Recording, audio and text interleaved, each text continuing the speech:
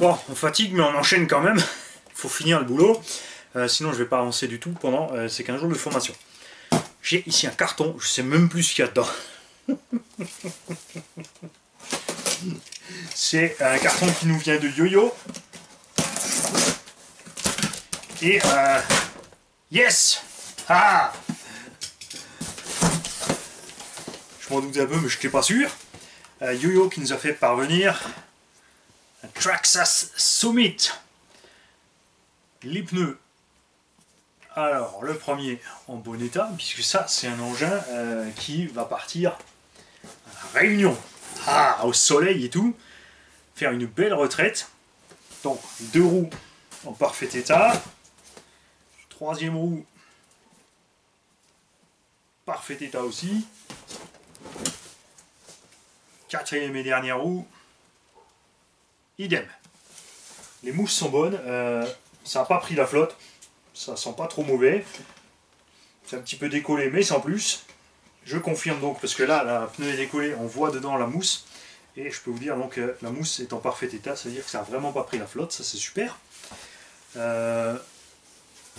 Je vais le sortir de là.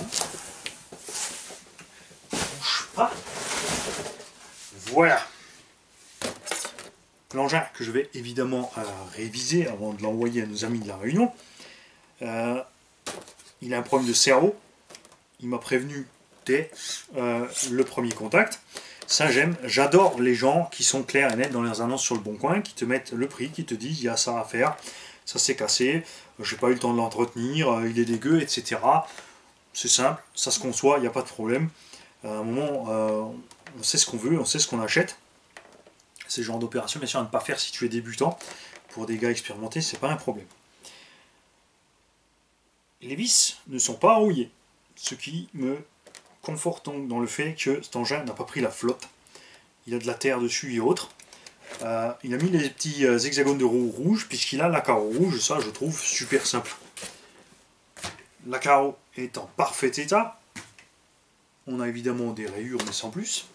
On a les sales habitudes de thermiste du petit Riesling avec la petite durite atroce qui ressemble à rien mais il continue à le faire, on ne sait pas pourquoi puisque ton clip c'était quand même obligé de le chercher quand il est tombé quelque part.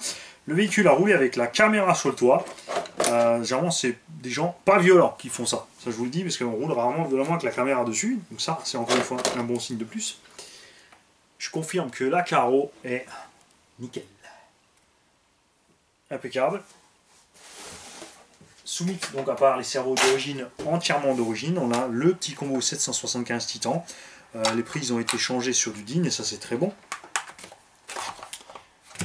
On a des Genseis 8,4 volts et une IMH 5000. Ça c'est cool. Donc un peu plus d'autonomie. Par contre, moi, je vais évidemment faire le nécessaire au niveau des soudures. Et Ulrich, tu me diras aussi ce que tu veux en prise, ça c'est sûr. L'engin est donc en très bon état. Les soufflets et tout ça, on s'en fout, ça sert à rien. De toute façon, si tu as un soufflet, la merde rentre quand même par l'avant ou l'arrière du cardan et le résultat, elle reste coincée dans le soufflet. C'est plus simple de part de soufflet et de faire régulièrement l'entretien. Les cardans ne souffrent d'aucune usure, on n'a absolument aucune ovalisation en fait des axes de cardan. Et c'est absolument génial parce que lui, il est occupé, il est sur un chantier, il n'a pas le temps. Il me l'a dit. Aussi au niveau de la soudure et des petits soucis comme ça, c'est pas un problème, on a ce qu'il faut. Et quand je lui ai demandé des photos supplémentaires, malgré qu'il n'ait pas le temps, il s'est pris le temps, il m'a fait les photos, il m'a fait ça rapidement. Donc je te remercie encore une fois Yo-Yo. Tu vas faire un heureux sur l'île de la Réunion. Tu en fais même 2 heureux, puisque moi je suis super content aussi d'avoir eu affaire à toi, puisque la machine part d'ici pour aller ailleurs. Donc ça me fait vraiment super méga plaisir qu'elle soit arrivée dans l'état exactement décrit dans l'annonce. On profitera de ce Summit là pour vous faire le tuto complet de démontage du Summit que je n'ai jamais fait. C'est vrai que moi-même j'avais une dizaine de Summit, j'ai jamais fait le tuto complet de démontage et comme on a fait pour le X-Max, on a fait X-Max de blabla, ici on va faire la somme des Summits, la somme des défauts ou des cases du Summit, comment réparer sur le terrain, etc. etc. Même si c'est assez proche du R-Evo, il y a quand même quelques petites variantes au niveau de la transmission, au niveau des diffs. qui pour nous, gens qui avons l'habitude d'avoir ces gens en main, sont clairs.